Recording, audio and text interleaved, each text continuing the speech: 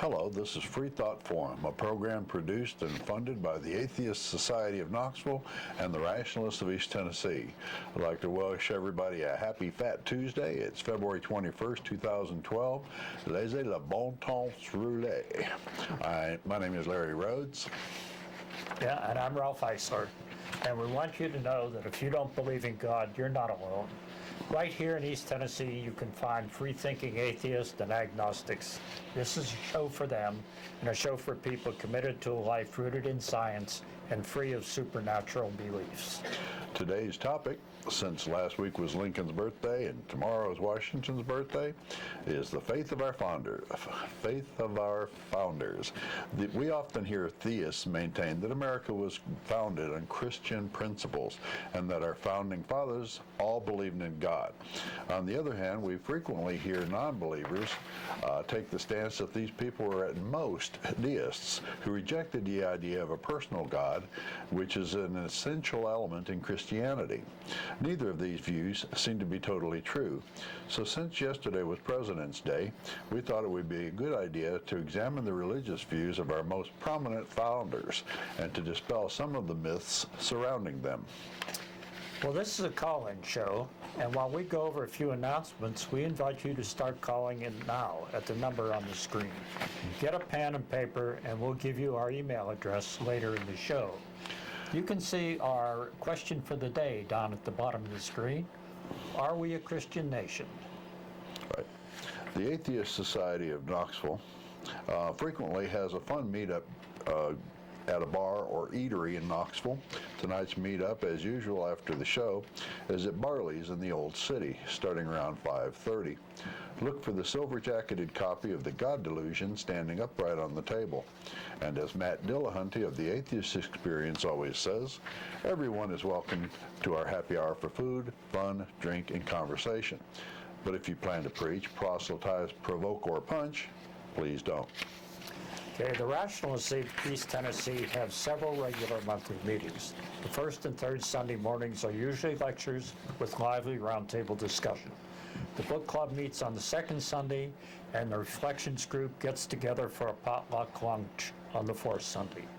On Sunday, March 4th, RET member Phil King will give a presentation titled Decision Making in a World of Information Overload. And on Sunday, March 11th, the book club discussion will feature Muzzled by Juan Williams. Visit our websites for details, including times and locations. Okay, well, we want to, before we get into the main program, we want to discuss a few topics that have been in the news lately. And this is not a show where we want to talk much about politics. But when religious fundamentalists want to impose their beliefs on every American through the political structure, we feel compelled to comment, especially in a show about our founding fathers. They would have been aghast at some of the recent attacks on personal freedom by Christo-Republicans. Right. Proposition 8, for example, was a California constitutional amendment that passed in November of 2008 state elections. It prohibited same-sex marriage in the state. It was strongly supported by the Roman Catholic Church, the Mormon Church, and the Knights of Columbus, among other religious organizations. These religious institutions contributed a large part of the $40 or so million dollars that went into promoting the amendment. But on the 7th of February, a 3-judge panel of the Ninth Circuit Court of Appeals in California ruled that the California's ban was unconstitutional, saying it serves no purpose other than that to lessen the status of human dignity of gays. The appeals could eventually go all the way to the Supreme Court. Yeah. Now, we've heard a lot about Sharia law since the World Trade Center attack in 2001.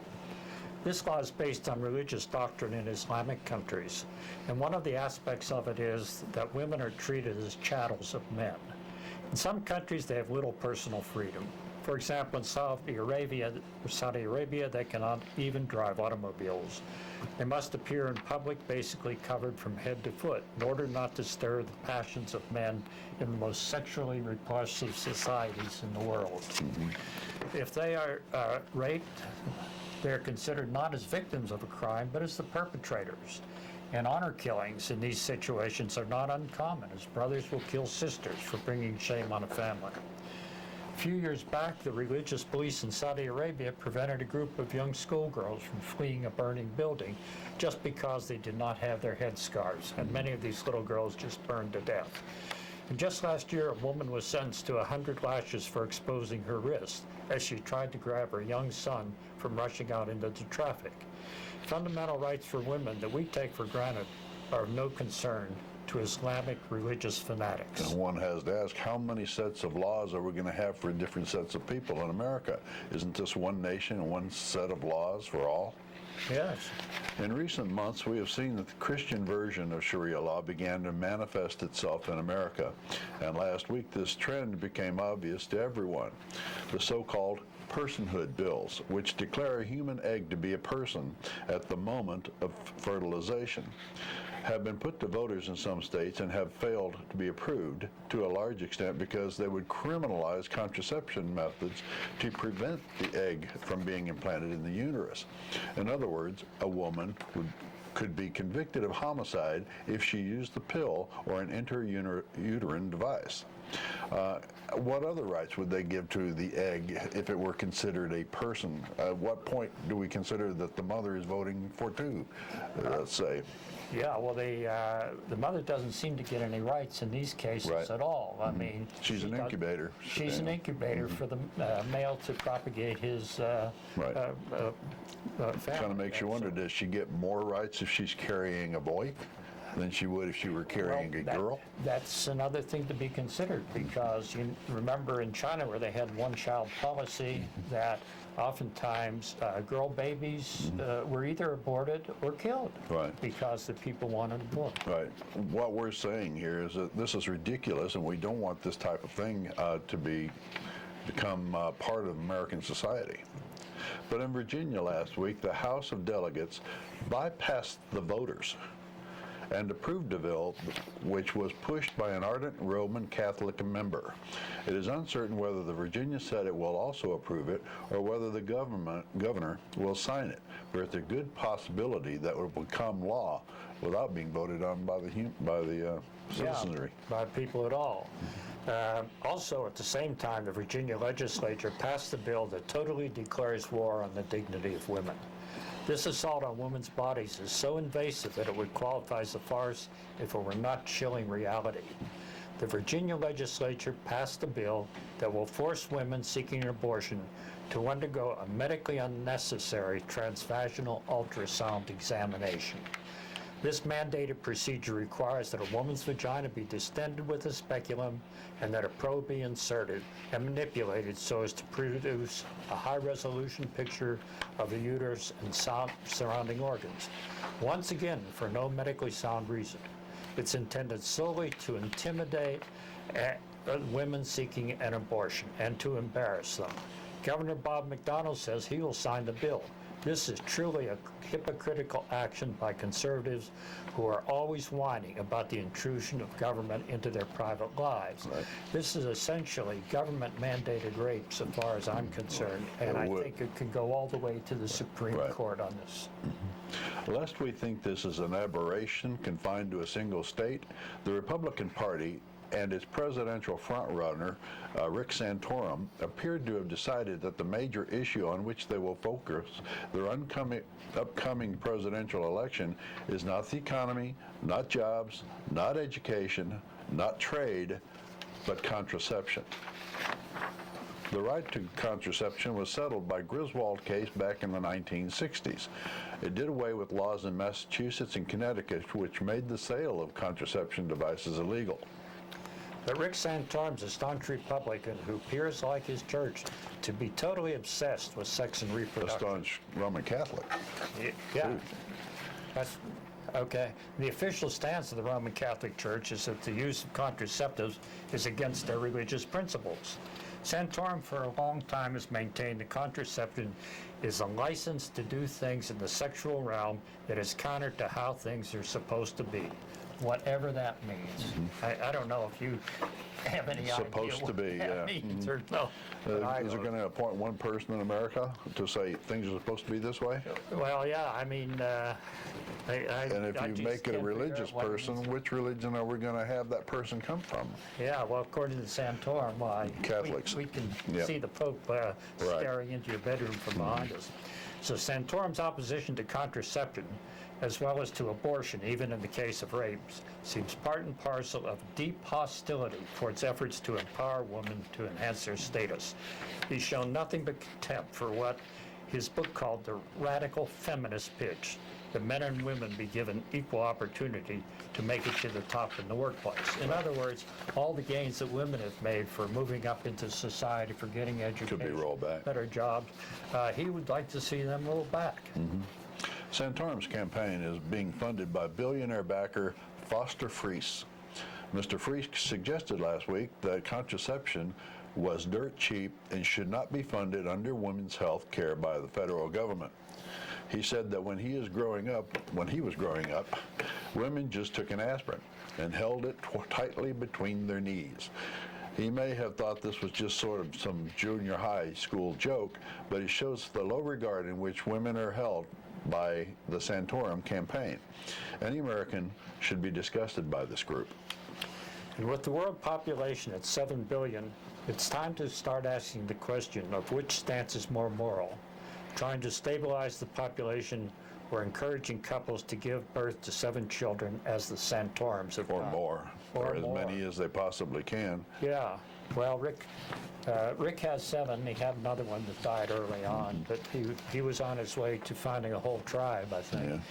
And it looks now like the old misogynistic church hierarchy smells a chance to keep women barefoot, pregnant, behind the plow. They make a lot of sanctimonious noise about their anti-abortion position, but also most want to do away with the most effective way to reduce the abortion rate, contraception. There is no doubt that if contraception were prohibited, the abortion rate would Would go up, skyrocket in yes. this country.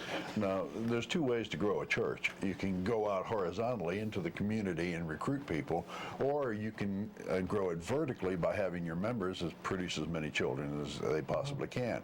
The latter is the way that the Roman Catholic Church has been trying to grow their church forever. Yeah. Again, we remind you, this is a call-in show. If you have a question or comment, please let us hear from you by calling the number on the screen. Again, now on to our main topic, our founding fathers. Today is the day after President's Day. We thought it would be appropriate on this program to discuss what the views of our founding fathers were on religion, or at least so far as we know from their statements and actions. Okay, in 1973, the historian Robert B. Morris identified 7 figures as the key founding fathers.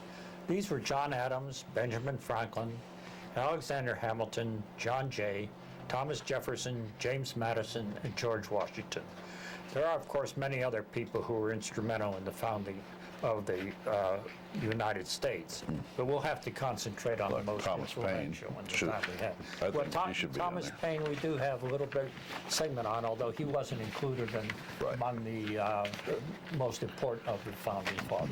I would have included him, though. If census takers trained in Christian theology had set up broad categories in 1790 and labeled atheism, deism, Unitarianism, Orthodox Protestantism, Orthodox Roman Catholicism, or others, they would have placed every one of our first 5 presidents, as well as Benjamin Franklin, under the category of deism and Unitarianism. So we have to first discuss what the terms deism and Unitarianism imply. Okay, well, from the late 17th century onward, a school of religion known as deism existed in England and on the European continent. It was an outgrowth of the Enlightenment, and it relied on human experience and rationality rather than dogma and mystery as the basis of its approach to understanding the world. It denied the divinity of Jesus, the incarnation, the atonement, the Holy Ghost, and thus it was Unitarian, not Trinitarian in its outlook. Right. They really couldn't have found it very easy to escape even from deism because there was no notion of evolution. I mean, they would have to look at each other and say, where we come from, and they say, we don't know. So there had to be some kind of way for them to explain that, and the easiest way to say, well, God created us and the universe and everything else, and then he went away because he's not obviously taking care of anything that's going on right now.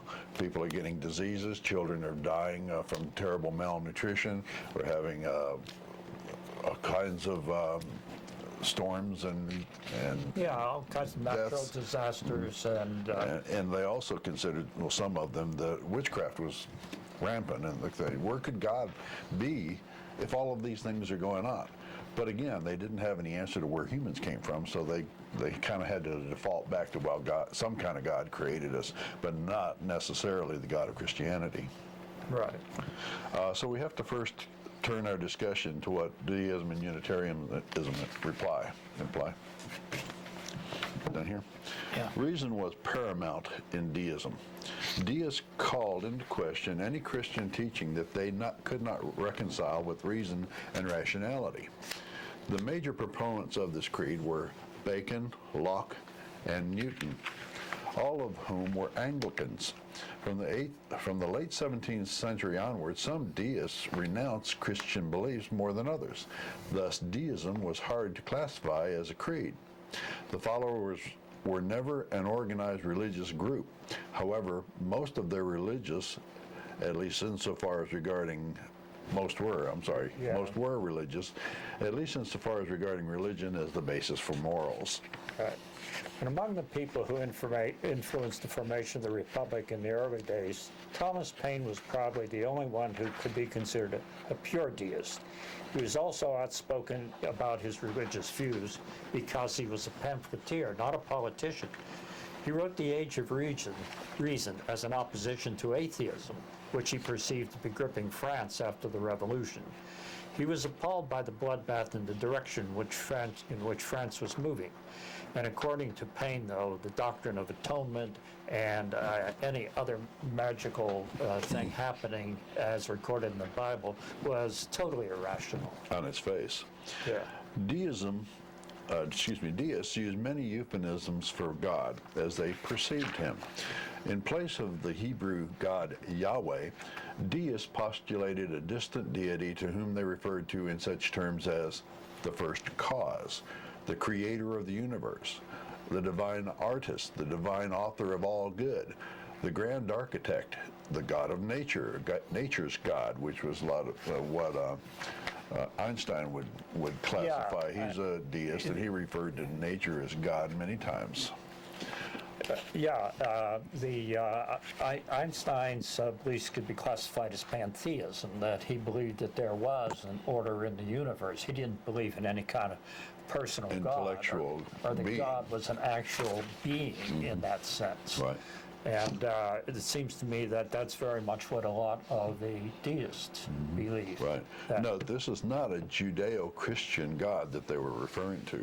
No, not at all. I mean, it was quite different from what people conceive today. So deism was influential from about 1725 through the first decade of the 19th century. And by the time of Thomas Paine's death in 1809, it was already in decline. But as a philosophical outlook, it was at its peak at the time our first 5 presidents were growing up. 4 of the 5 attended college during the formative years of deism, and most certainly came under its influence. That was Adams, Jefferson, Madison, and Monroe. Washington never attended college. The Declaration of Independence, as written by Thomas Jefferson, displays precisely euphemistic wording of deism. It refers to nature's God, creator, supreme judge, and divine providence. It embodies no idea of a personal God and obviously makes no mention of Christianity. And the Constitution doesn't give a nod to even an impersonal God of deism. However many theists. Yeah. One thing that, if you want an example of a religious constitution, you have no farther to look than than Islam. I mean, right now over in Iraq, they just recently, after we came in and cleaned house, basically, they created their own constitution. Every paragraph starts off with "In the name of all merciful God," and ends with "Muhammad, blessed be his name." It's all through the document. Now pull out the U.S. Constitution and read it and see what you find. Yeah. You won't find any mention of God or Christianity In the Constitution per in se. the Constitution per se. It mentions only religion in a couple places, that there shall be no test of religion for public Right. office, and that the government shall make no laws regarding either the establishment of religion or its observance. Right. Okay. And even though the they- exact words, but And even though they may have ended it within the year of our Lord, that was a really illegal convention at the time. yeah, of course, because states at that time, and even just up to a few years ago, were often quoted as dates BC and AD, before Christ, and Anno Domini and root in the year of our Lord. Now we refer to those as CE, Common BCE Era, and and B. BCE, before the Common Right. Era. So don't forget, this is a call-in show, and you may want to call in and talk to us a little bit about what you think about the Constitution and whether we are a Christian nation, and exactly how much influence religion should have in the politics of the country. if Let me any. throw out one thing that might stir a little bit of conversation. Where in the Bible is there any mention of the rights of a democracy? Where in the Bible is there any mention of the rights of man? Even in the Constitution, or at least the preamble, the Yeah. preamble of the Constitution, right. it mentions that the rights are given by the Creator. But where? Where in the Bible does it say that we have any rights at all? Yeah, that's in Declaration Or freedom. of Independence. Right. So let's talk about that. Yeah, well, we don't, we're going to talk about that, I think, a little more in a minute perhaps, but right now, let's get back to this concept of the Trinity. Three people who are really one person. This seemed just as peculiar to the Founding Fathers as it does today. It's totally incomprehensible. And while most of these Founding Fathers believed in some sort of God, it was certainly not the God of Christianity. As we've noticed, most of them had views that would be classified as Unitarian. Now, many theists latched on to this belief in some sort of a creator, stating the Founding Fathers were religious men. So religion played a central role in the founding principles of America. But this view is more an indictment of religious thinking than a justification for religion playing a role in society. At the time of the Revolutionary War and the crafting of the Constitution, reason might well have led one to believe in some sort of divine creator.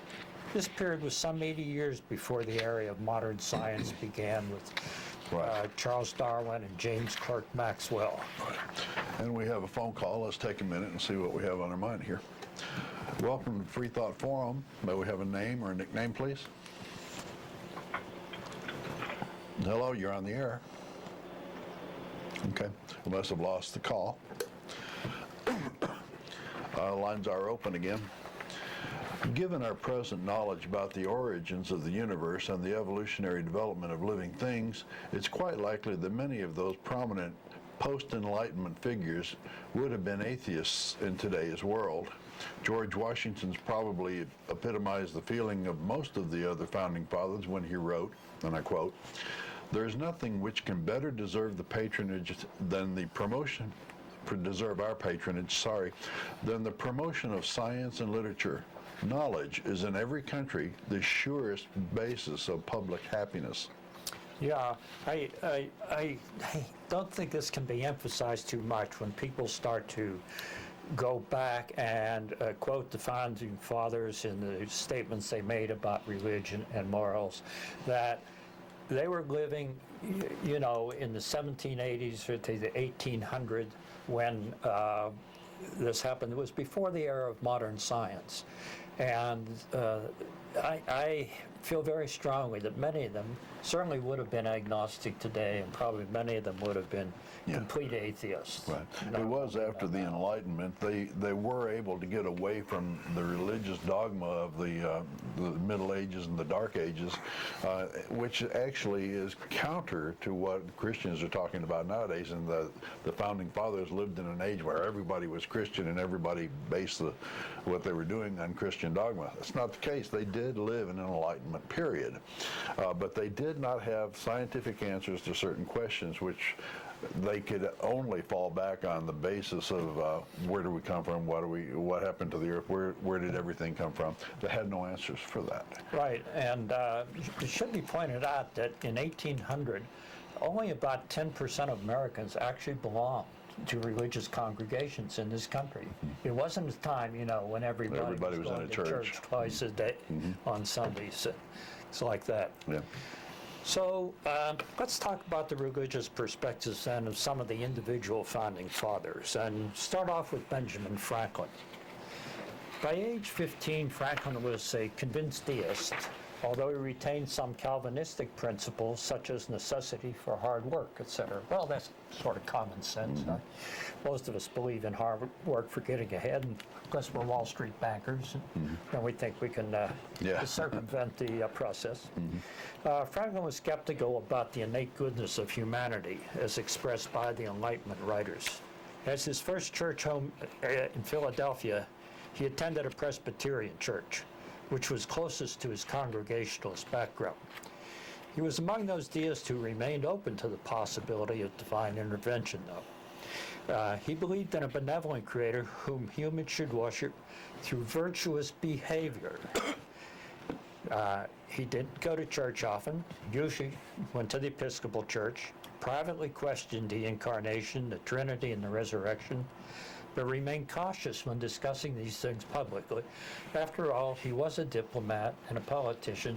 Unlike Paine, as we said, Paine was a pamphleteer, and he could go out on a limb and say pretty much what he wanted. He didn't have to worry about getting elected or getting appointed as ambassadors. So, and Franklin thought religious toleration was vital to free society, and morality was his primary interpretation of religion. I'd like to go back to this one statement you made about he believed in a benevolent creator whom humans should worship through virtuous behavior. In other words, acts. In other words, it's not necessarily that you believe the unbelievable or even believed in Christianity or Christ or the resurrection. It was doing good. And that's in direct competition to what most people believe today. They think you should be good, but that's no guarantee that you will get into heaven. You have to believe the unbelievable. That's the one thing that is the benchmark for getting into heaven. You've got to believe all this stuff. Yeah. And that's... Right. And it goes further to say that Franklin himself stated these beliefs in the following way. Here is my creed. I believe in one God, creator of the universe, that he governs by the world of his providence, that he ought to be worshipped, that the acceptable service we can render to him is doing good to his other children, that the soul of man is immortal, will be treated with justice in another life, respecting this conduct and this.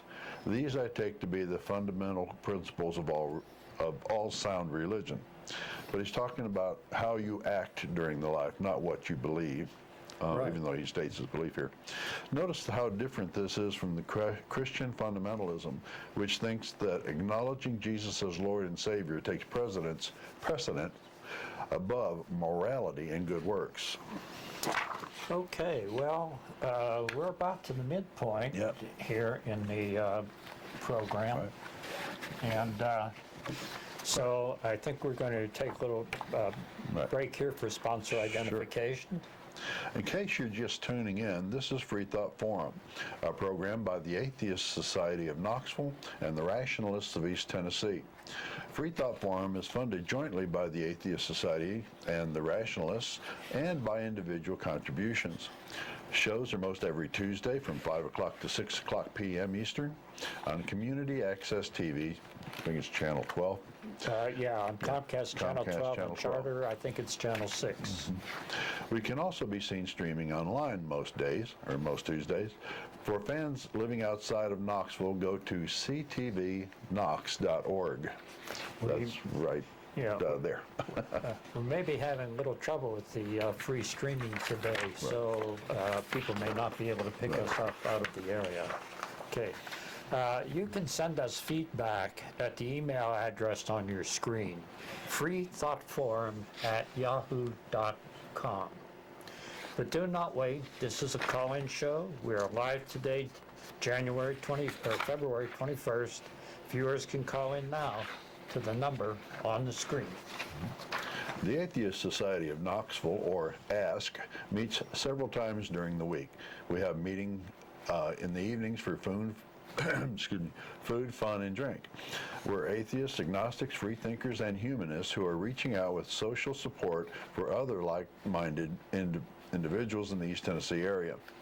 The ASK mission statement is to supply a venue for community, camaraderie, and outreach to the rationalists and atheists in the Knoxville area. Remember, if you don't believe in God, even here in East Tennessee, you are not alone. Visit the ASK website on the screen to join and find times and locations. You can see them at the top. Okay. All right. Well, the Rationalists of East Tennessee has Sunday activities involving lively presentations and discussions of subjects that are topical and timeless. Some recent ones have been the influence of money in politics. Was Jesus a real person? The history of life, and the four horsemen of atheism. Once a month we get together for our book club, and recent books we have read include The Faith Instinct by Nicholas Wade, The Moral Landscape by Sam Harris, The Immortal Life of Henrietta Lacks by Rebecca Sloot, and The Grand Design by Stephen Hawking and Leonard Mlodinov. So you can see that we're a pretty broad organization. We don't discuss religion all the time. We don't discuss politics all the time.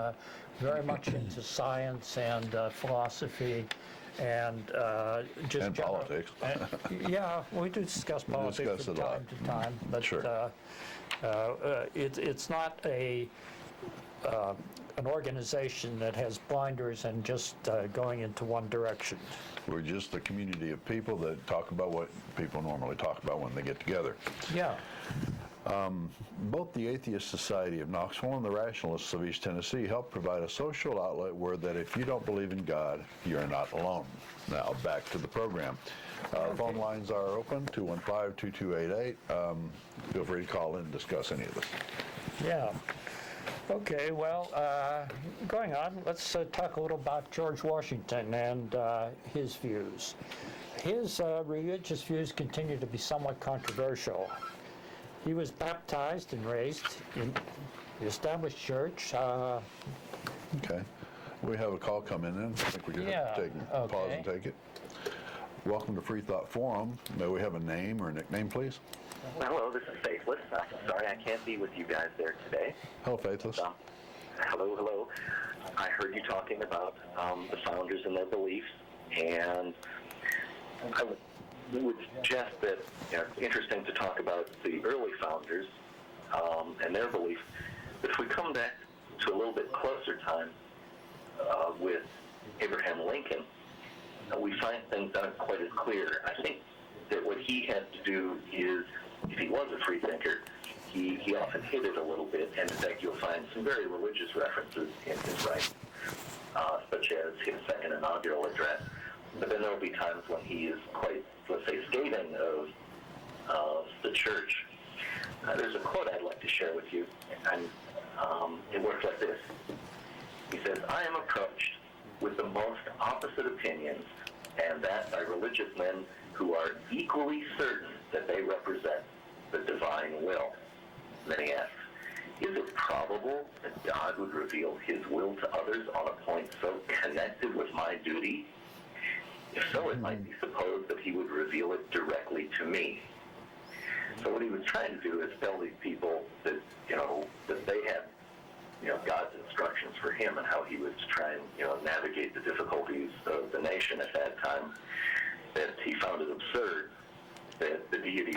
talking to him. Yeah. Good point. I was watching Pat Robertson. Somehow I was surfing through the television, just came across him a couple of weeks back, and he had been talking to God, and God told him who he wanted to win the Republican primary, but Pat was being kind of coy. He didn't think he could pass that on.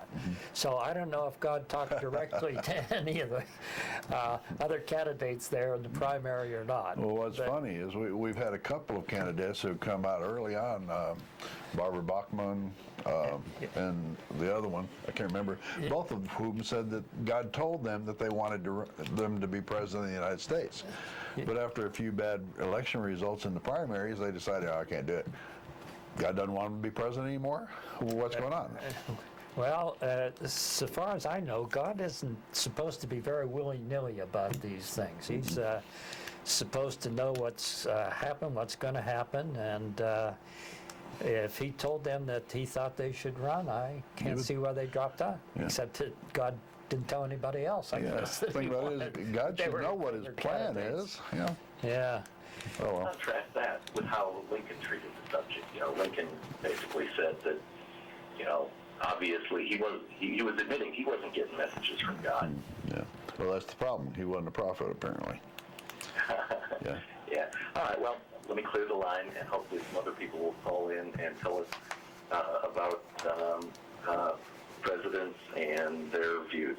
Thanks, everyone. Thank you, Faithless. Yeah, I'd like to have people call in and talk about the Founding Fathers and presidents, but maybe also call in and talk about these laws that we discussed that the Virginia legislature passed and which others will consider, whether they think they are really intrusive on women's rights or whether they are in favor of women having fewer rights than they do now. Yeah. On a side note, since last week was Abraham Lincoln's birthday, few people know that he was born on the very same day as Darwin. Not the same month and day, but the same month, day, and year as Darwin. They were born on the same day. Oh, really? Yeah. Is that right? Okay. Well, that's interesting. All right. Well, we were talking about George Washington, and he was baptized and raised in the established Church of Virginia, which was Episcopal. And by 18th century standards, he was religiously active. His wife Martha was a devoted Anglican. And prior to the Revolution, he read services and required soldiers not on duty to attend. He served as vestryman in the Episcopal Church, and he did attend church frequently, but his diary indicates that perhaps it wasn't all that regularly. 15 Sundays in 1768. Yeah. Oh, we have another call here Okay. now. Go ahead. You want to? Hello, caller. Could we have a name or a nickname? Hi, this is Randy. Hi, Randy. How are you today? I'm doing great. How are you? Oh, we're good. Do you have a comment for us or a question? Yeah, I did. I think it's very interesting if you looked at the Founding Fathers, especially, the seven that you started off with. I don't believe any of those individuals would be in any way competitive for the nominations of either of the major parties today. Thomas Jefferson probably was one of the most outspoken in this area, would be shot down within the first week of his candidacy. And I think when we hear the people they talk about this is a Christian nation, I guess unfortunately the status of it is that right now it appears to be. But the comeback, I think, would be that all of our founding fathers would never have been elected president or never been leaders. And I would like to hear how the nation might have begun had we, at that time, had the kinds of restrictions we have today. Yes, that's... people seem to think that even before the presidents were talking about that America was founded by people coming here seeking religious freedom. And that's not necessarily true.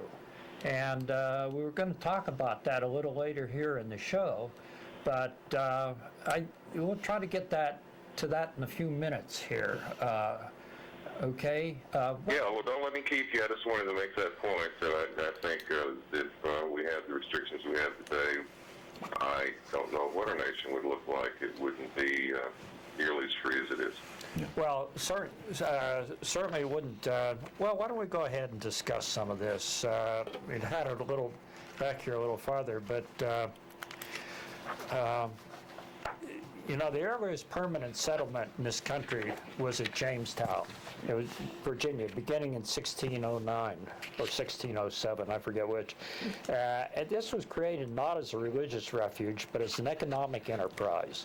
And the charter was given by James I of England to business people who were part of the Virginia Company. The Church of England was designated as the established church. Ministers and church wardens were to present all ungodly disorders to the congregation. And if after 2 warnings, the offender did not amend his or her ways, he could be suspended from the church, which was a big deal because the church was the center of social life at the time. And in the interim, if he still couldn't amend his ways, he could be excommunicated. And a writ could be sent to the governor for apprehending the person and seizing his goods. Now, this sounds very religious. Mm-hmm. Sounds very socialistic, too. Yeah. Not the... Yeah. There was a joke I heard the other day. It was this teacher was asking the little boy in her class, he says, "Can anybody tell us why the Puritans came to America?" Well, so that they could come to America and worship God as they saw fit and make everybody else do the same. Yeah, that's exactly it. So, Well, let me get off the line and let other people call in. And, Okay. okay. I want to make that point. Well, let's just continue on this vein a little Sure. bit with this Okay. here. So, Attendance at church back in those days was twice a day on the Sabbath, and it was required under penalty of law, and with a fine if you don't go. Servants could be bodily punished if they didn't follow their master's commands that they attend service. Catholics were prohibited from worshiping, and Quakers and Puritans were essentially barred from the colony. So there you have a major division of the early Americans right on the bounds of religion. Doesn't sound much like religious freedom. yeah. Okay, well, of course, then the next group of people we usually think of as early settlers were the so-called Pilgrims who settled around Plymouth in Massachusetts. These were a minor sect of the Puritan movement in England, and they really were seeking religious freedom. They wanted to break away from the Church of England and pursue a simpler form of worship and the stylized rituals that were a little different from those of Roman Catholicism. They were known as separatists, and they were persecuted by the Church of England and originally went to Holland. But after several years in which they prospered there, they decided their children were becoming too Dutchified, and they wanted to get a charter to come to America to start a completely new way of life. Yep. And the third and probably the most prominent group we consider among the earliest settlers were the Puritans. It is stretching the truth to say that these people came to seek religious freedom. They were essentially kicked out of England. Unlike the Pilgrims, who just wanted to get away from the dominance of the Church of England, the bulk of Puritans wanted to take over the church and dictate its beliefs and rituals.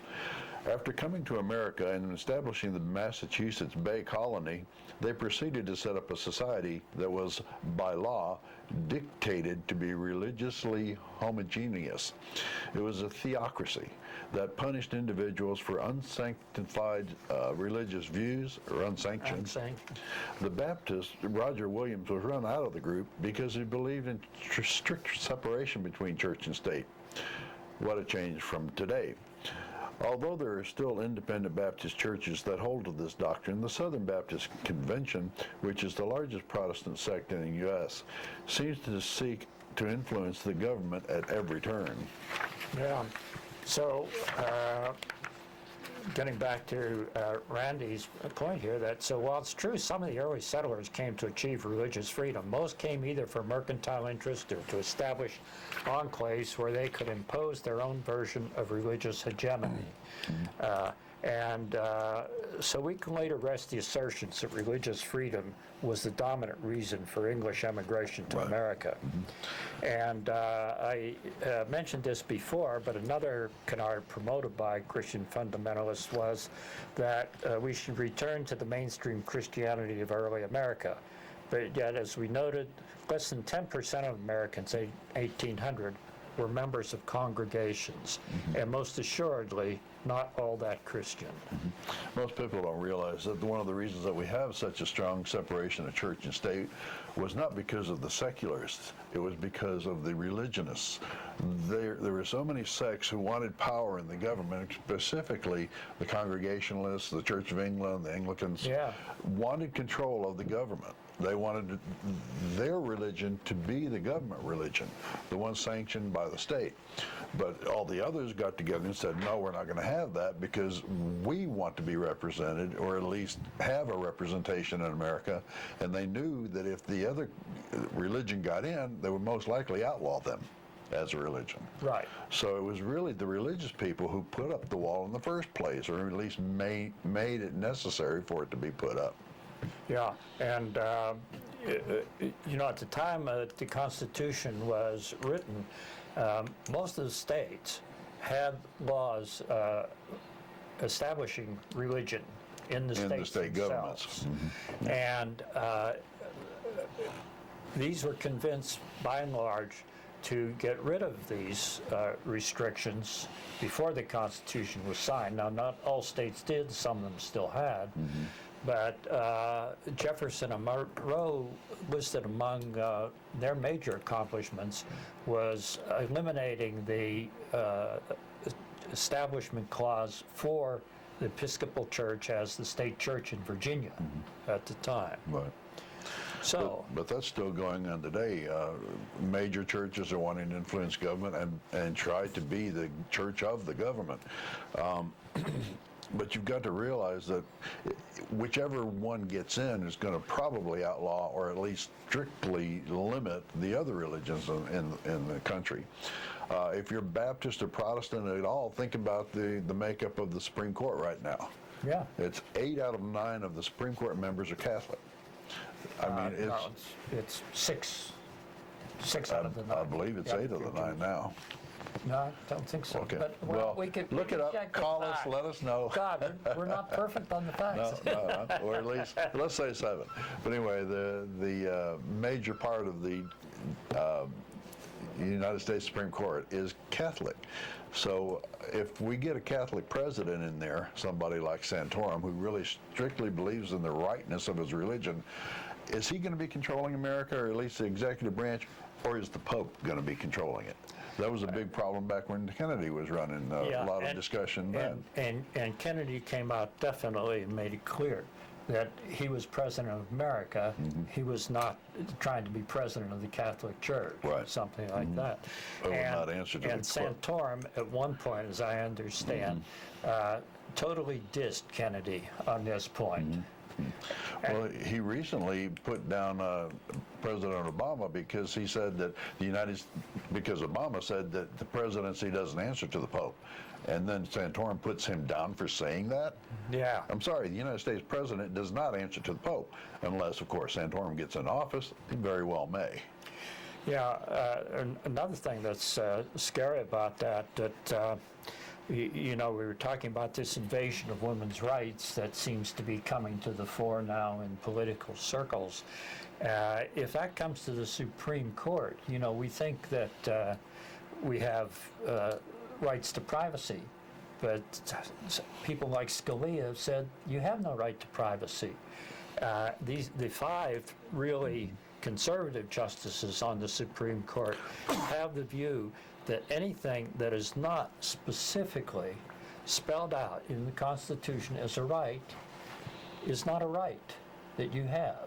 You may get it through the state law or something like that, but the Constitution doesn't guarantee you any right of that sort. And I would think that the right to privacy would be one of the basic rights, one of the main rights that we need to guarantee every person in America. Yeah, I would think so too, and I think maybe the founders probably just took it for granted, and that's why it didn't show up in the Constitution. Well, they did have their provisions about not quartering government soldiers in your home. Yeah. That you would assume that was based on your right to privacy. Right, and James Madison, who eventually became instrumental in getting the Bill of Rights passed, the first 10 amendments passed, originally he was not too keen on including them in the Constitution because he thought people would construe those to be the only rights that they had. And we're seeing this happen, as I say, in the Supreme Court now. Yeah. And so that's very scary. Yeah. Okay, well, let's get back here to... We left off around Washington. Yeah, we got talking about George Washington, and we said he did go to church, well, in church, he went to church, but not all that regularly. But he was indifferent to two of the major rights of the church. One, he was never confirmed. And two, he avoided communion after the war. We're not sure of his position before the war. Perhaps because Anglicans considered Christ present in the sacraments, deists would have considered this to be pure superstition. I heard of an anecdote about Washington was that his preacher once got on to him about not coming to church very often. He says, "You're right," and he didn't go back. Again, that's anecdotal evidence, doesn't necessarily construe as evidence, but it is a funny story, and it makes the point. That even when he went to church, so apparently communion was the last thing, in the service, and he always left before communion. Okay. Washington's public communications display deistic outlooks. He made no mention of Jesus Christ. He used the term providence for God, but he seemed to view providence as actions of a prescient, omnipotent God who guided its development, but who remained partially distanced and impersonal. Like other deists, Washington was more concerned with morality than doctrine. He believed in religious liberty and tolerance. He believed that the organized religions promoted morality, order, and stability. He never asked for a minister on his deathbed. He is best described as a deistic Episcopalian. Since his death, there have been several works of Christian revisionism trying to cast his faith as more orthodox than it seemed to be the case. Like the cherry tree story, they seem to be mostly contrived. Okay, so then let's look at Thomas Jefferson, who many consider to be the most prominent figure among the founding fathers. He wrote the Declaration of Independence almost single-handedly, and probably single-handedly, and he remained outwardly an Anglican and Episcopalian and committed the care of his children to the Episcopal Church. An Episcopal minister presided at his funeral. But he was very deistic, branded as unchristian and atheistic in the race with Adams for his presidency. It's interesting that people branded him as an atheist just because he didn't go all the way into the religion. It's like Santorum saying, well, yeah, Obama's a Christian, but he's not a real Christian. Right. His views aren't Bible-based. And it's just another step, say, as slander that he's an atheist. Right. So, it's interesting also in that sense that Thomas Paine was branded as an atheist by people, but the Age of Reason was a polemic against atheism, actually. He was a very strong deist. Okay, well, Jefferson seems to have been a restorationist. That is, he wanted to restore what he thought were the lost truths that he believed to existed in a golden era in the New Testament period. He basically believed that the clergy had corrupted Christianity. So he believed in the ethics of Jesus, but thought the church leaders had corrupted the message. He did not see Jesus as a savior, but considered his moral teachings to be the finest set of ethics ever expounded. He created his own New Testament, the Jefferson Bible, by cutting out all the miracles and magic and leaving only the humanistic principles. Right. And you can buy this in the bookstore today. There are a couple different versions of Right. it, I think. Jefferson's God was a God of reason, not of irrationality. Jefferson was a materialist, not a spiritualist, and in this sense disagreed with Jesus. Although he believed that morality was rooted in religion, he was very anti-clerical. He once wrote that all religions are alike. They're founded on fables and myths. He called the Trinity an incomprehensible jargon. He refused to be a godfather for kids of Anglican baptism because one had to profess their belief in the Trinity. And he also was a staunch supporter of the separation of church and state, noting that history, I believe, furnishes no example of a priest-ridden people maintaining a free civil government. Isn't that the truth? Yeah. Which is an admonishment that should be deeply respected today. Jefferson did attend church and with some regularity, but rejected rituals and sacraments as a form of worship. He established the University of Virginia, which for decades was a deistic institution with no religious curriculum or clergy. He identified with the Unitarian Church in Charlotte, which is now named after him. He remains listed as an Episcopalian in many histories, probably because Piedmont, Virginia contained no Unitarian church. Jefferson predicted that Unitarianism would soon sweep the nation. Unlike other deists, he became to believe in prayer and an afterlife in later years. The most accurate description of him was moderate Unitarian. Jefferson's religion was monotheistic, restorationist, reason-centered, anti-medieval, anti-Calvinist, anti-clerical, and combative toward mystery. Yeah, I've often wondered what Jefferson would be like living today, the age. I think he would be absolutely delighted by the discoveries that science has Right. made in the meantime, how much we know about the beginnings of the universe, the origins of the universe, the evolution of species. I think he and many of these other people would have been just totally thrilled Right. with that knowledge. The advances of science would have been able to free him from any of this preconceived notions Yeah. about where the necessity of a deist, Yeah. deity. I mean, Okay, well, we only about 2.5 minutes. yeah, we'll have a couple of minutes, and we wanted to talk a little about James Madison, who was very instrumental in the way the Constitution was constructed. But we have another call, so let's Okay. try to take this in the last minute. All right, welcome to Freethought Forum. May we have a name or a nickname? Yes, sir. My name is Skeeter. I've called before. Okay, hey Skeeter. How you guys doing? Good. We have about 1 minute. Would you like to? I'll make it quick. Okay. Do you think by us being I know all of us is not Christians, but do you think by our nation being a Christian nation, that's why we're being punished by the Middle East and all these people that are killing the Christians over in the Middle East? That's a political question, I think. First of all, it's not a Christian nation. It's predominantly made up of Christians. About 80% of people in America are Christian. But as a nation is based on its Constitution. Constitution is not a Christian document. So we have to say it's a secular nation, predominantly with Christian citizens. Yeah, I think what the Islamists object to more than anything else is our view of modernism.